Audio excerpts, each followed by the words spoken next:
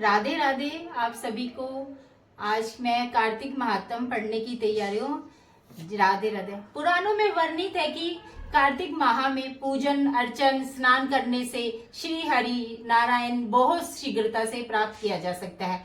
और देखो आप सब पर श्री कृष्ण की साक्षात कृपा है, तभी आप कार्तिक महात्म सुन पा रहे हैं। अब गणेश जी महाराज अपने गुरुदेव जी महाराज को जरूर याद रखें। कार्तिक महात्म का आज चौथा अध्याय पढ़ेंगे। मंगलकारी देव तुम मंगल करो गणेश, जगवंदन तुमरे करे काटो सबके क्लेश। जय गणेश जी भगवान की, जय गणेश जी भगवान की। अब हम चौथा अध्याय कार्तिक का पढ़ते हैं, शुरू करते हैं। बोलो विष्णु भगवान की जय।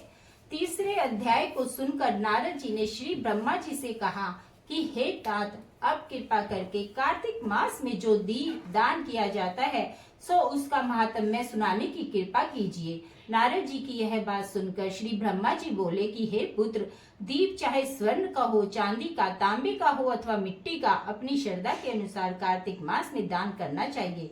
कार्तिक में दीप दान करने से समस्त पापों का नाश हो जाता है। दीपक भगवान की मूर्ति के आगे या तुलसी के समीप, चौक में अथवा ब्राह्मण के घर, वन में, वृक्ष के नीचे, गौशाला या धर्मशाला के ताक में घृत या तेल का जलाया जाए तो दीप ब्राह्मण के घर जलाया जाता है।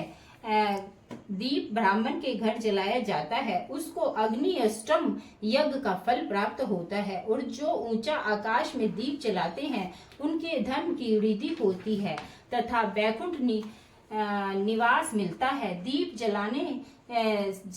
जलाते समय भगवान से प्रार्थना करें और कहें कि भगवान, मैं आपके ही निमित्त दीपक जलाता हूँ। कार्तिक में मथुरा, माघ में प्रयाग और वैशाख में हरिद्वार में स्नान तथा निवास करें तो अति ही उत्तम है। जब सूर्य तुला, मकर, मेष राशि का हो, उसके किए जाने वाले नियम, व्रत व पूजा बहुत उत्तम फल देने वाले होते हैं। इन महीनों में किए हुए व्रत, दान व शुभ कर्मों में सब पापों का नाश हो जाता है। जिस प्रकार भगवान भास्कर के उदय होने से अंधकार का नाश हो जाता है और वज्र से पर्वत का, गरुड़ के भय से सर्पों का और पवन से मेघ का, ध्यान से दुख का और सिंह के भय से मृगों का नाश हो जाता है, उसी प्रकार श्री मथुरा जी के दर्शन मात्र से सब पाप खत्म हो जाते हैं। कार्तिक मास में स्नान व जागरण, दीप दान, तुलसी सेवन, भगवान के मंदिर में मार्जन, झाड़ू लगाना, गाना, भगवान की कथा सुनाना, कीर्तन करना कराना, ये सब शुभ कार्य है जिनके करने से श्रेष्ठ फल की प्राप्ति होती है। अतः पूर्व जन्म के पापों का प्रायश्चित करने के लिए कुछ न कुछ व्रत, दान, भजन, पूजन करना अति उत्तम है। श्री ब्रह्मा जी के मुख ये तथा कथा श्रवण करके नारद जी ने पूछा कि हे ब्रह्म विधाता, पूर्व जन्म के पाप किस प्रकार जाने जा सकते हैं, यह सुनने की इच्छा है, सो आप कृपा करके सुना दीजिए। ब्रह्मा जी बोले कि हे पुत्र, ब्रह्मा हत्यारा, क्षय रोगी, गुरु स्त्री गमन करने वाला, कुष्ठी और स्वर्ण चोर के नाखून खराब हो जाते हैं तथा मदिरा पीने वाले के दांत खराब हो जाते हैं। इस प्रकार पूर्व जन्म के पापों से मनुष्य पहचाना जाता है। यह सब दान, तपस्या, कृच्छ, व्रत आदि से निवारण हो जाते हैं।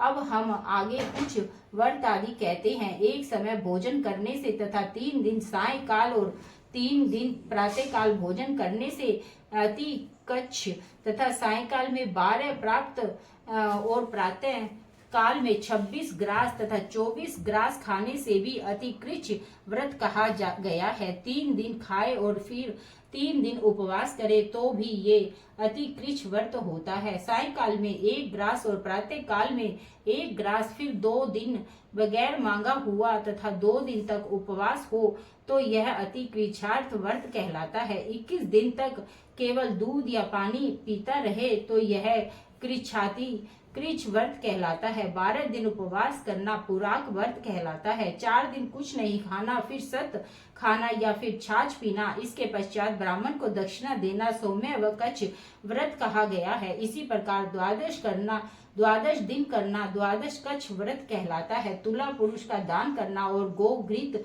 गोबर, दूध, दही तथा कुशा का जल पीना और दूसरे दिन उपवास करना वह कृच्छ संतर्पण बताया गया है। 3 दिन गोमूत्र, 3 दिन गोबर, फिर 3 दिन दही और 3 दिन दूध, फिर 3 दिन तक घी खाने से संतर्पण होता है। यह समस्त पापों को नाश करने वाला होता है। इसी प्रकार गूलर, कमल, बेल के पत्ते या कुशा का जल प्रतिदिन पीना भी उन कृच्छ व्रत कहलाता है। 3 दिन तक उपवास करके पहले लिखी गई वस्तुओं को पिए तो पूर्ण कृच्छ व्रत होता है। यदि पका हुआ दूध, घी, जल एक एक प्रतिदिन पिए और एक दिन उपवास करे तो इसे तप्त कृच्छ व्रत कहते हैं। जल, दूध, घी यह तपा कर 3 दिन तक पिए तो एक समय स्नान करे तो यह भी तप्त कृच्छ होता है। इसका परिणाम पानी 8 तोला, दूध 12 तोला, घृत 4 तोला होना चाहिए। कार्तिक शुक्ला चतुर्दशी को भगवान का पूजन करना चाहिए। उस रात्रि को उपवास करके जल में स्थित हो करे। यह पेट जल कृच्छ व्रत कहा गया है। जो इस व्रत को करता है वह वैकुंठ को प्राप्त कर लेता है। कार्तिक सुदी सप्तमी को घी खाकर फिर एकादशी का उपवास पैतामह कृच्छ व्रत कहा गया है। यह पैतामह कृच्छ व्रत करके दिन में भगवान श्री कृष्ण चंद्र का पूजन करे तो करने वाला तीनों लोकों में पवित्र होकर वैकुंठ को प्राप्त कर लेता है। कार्तिक सुदी छठ में 3 दिन केवल दूध पिए और फिर नवमी में 3 दिन उपवास करने से महेंद्र कृच्छ व्रत हो जाता है। इसे करके मनुष्य दुर्लभ वैकुंठ में वास करता है। 3 दिन अन्न भक्षण करे और 3 दिन तक उपवास करने से पत्र पंचक व्रत हो जाता है। इसे वैष्णव कृच्छ व्रत कहते हैं। जो प्राणी एकम से पंचमी तक केवल दही खाए फिर एकादशी तथा द्वादशी को भगवान का पूजन करे तो उसे परम कृच्छ व्रत कहा गया है। इसके करने से श्वेत दीप का वास मिलता है जो शुक्ल पक्ष की एकम को प्रतिदिन एक एक ग्रास बढ़ाता और कृष्ण पक्ष में एक एक ग्रास कम करता है तथा अमावस्या को कुछ न खाए तो वह चंद्रायन व्रत कहलाता है। 1 ग्रास 2 तोले का होता है।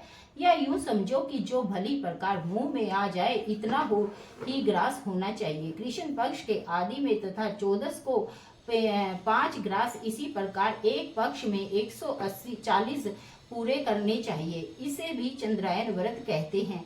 जो गौ के 4 स्तनों का दूध पिए फिर 7 दिन तक 2 स्तनों का दूध और फिर 6 दिन तक 1 स्तन का दूध पिए फिर 3 दिन केवल वायु ही केवल भक्षण करे तो यह सोपान नामक व्रत कहलाता है। यह व्रत सब पापों को नष्ट करने वाला गेहूं तथा चावल की कांजी, दूध, दही, घी, जल और पंचगव्य निम्नलिखित सब चीजें नियम पूर्वक कार्तिक मास में खाने से सप्तायक कृच्छ व्रत हो जाता है। इसके करने से व्रत करने वाले को विष्णु लोक की प्राप्ति हो जाती है, ऐसा शास्त्रों का मत है। बेल, पलाश, कूलर का काढ़ा और गर्म दूध पीकर एकादशी व्रत करने वाला द्वादशी को पारण करे तो निश्चय ही वैकुंठ में निवास हो जाता है। जो व्यक्ति कार्तिक सुदी सप्तमी, अष्टमी, नवमी, दशमी को जल कमल खाए फिर एकादशी का उपवास करे तो यह लक्ष्मी व्रत कहलाता है। इस लक्ष्मी व्रत को करने वाला मनुष्य लक्ष्मी पात्र हो जाता है।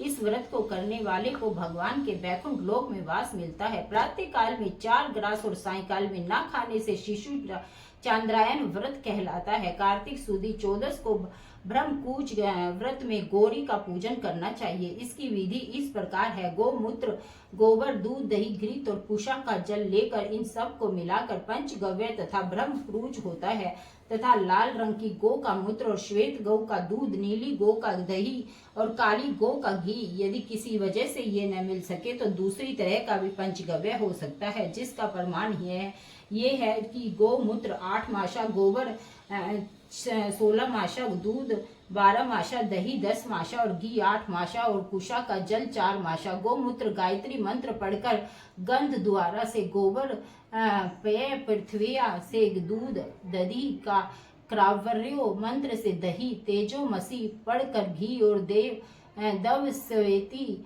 मंत्र पढ़कर कुशा का जल लेना चाहिए। इसको कुशा के पत्तों में रखकर विधिवत हवन करें। वेद के इन मंत्रों से आहुति देनी चाहिए। इरावती इदम विष्णु विक्रमे शर्वती मनस्तोक शवती, इन मंत्रों से आहुति देकर बचा हुआ घी पान करना चाहिए। यह पलाश के पात्र में या स्वर्ण अथवा चांदी के पात्र में पान करना चाहिए। एक दिन तथा रात्रि में उपवास करें, साथ ही भगवान का स्मरण करें। यदि स्त्री व्रत करे तो अपने पति की आयु कामना करे और भगवान को प्रार्थना करे। उस दिन भोजन नहीं करना चाहिए। आंवला या तुलसी का पूजन करना चाहिए। व्रत समाप्ति के निमित्त ब्राह्मण को गोदान करना चाहिए। इस प्रकार इन कृच्छादि व्रत के करने से व्रत करने वाला भगवान का अति प्रिय होता है और वह परम पद को प्राप्त होता है। इति श्री चतुर्थ अध्याय समाप्तम। कार्तिक का ये चौथा अध्याय समाप्त हुआ। बोलो श्री हरि भगवान की जय। अब हम आरती करेंगे। ओम जय जगदीश हरे स्वामी जय दीनानाथ हरे। भक्त जनों के संग दास जनों के अविगुण बंसी वाला दूर कर। ओम जय जगदीश हरे जो ध्यावे फल पावे। दुख दिन से मन का स्वामी दुख दिन से मन का। सुख संपत्ति घर आवे सुख आनंद घर आवे। कष्ट मिटे तन। ओम जय जगदीश हरे मात पिता तुम मेरे। शरण गहूँ में किसकी स्वामी शरण गहूँ में किसकी। तुम बिने और न दू प्रभु बिने और न दूजा। आस करूँ मैं किसकी। ओम जय जगदीश हर तुम पूरन परमात्मा तुम्हें अंतर्यामी स्वामी तुम्हें अंतर्यामी। पार ब्रह्म परमेश्वर तुम सबके स्वामी। ओम जय जगदीश हरे तुम करुणा के सागर तुम पालन कर। स्वामी तुम रक्षा करता मैं मूर्ख खल कामी। मैं सेवक तुम स्वामी कृपा करो भरता। ओम जय जगदीश हरे तुम हो एक अगोच सबके प्राणपति। स्वामी सबके प्राणपति। किस विध मिलूं दया कैसे आऊं शरण में तुमको मैं गुम। ओम जय जगदीश हरे दीन बंधु दुख हरता। ठाकुर तुम मेरे स्वामी रक्षक तुम मेरे।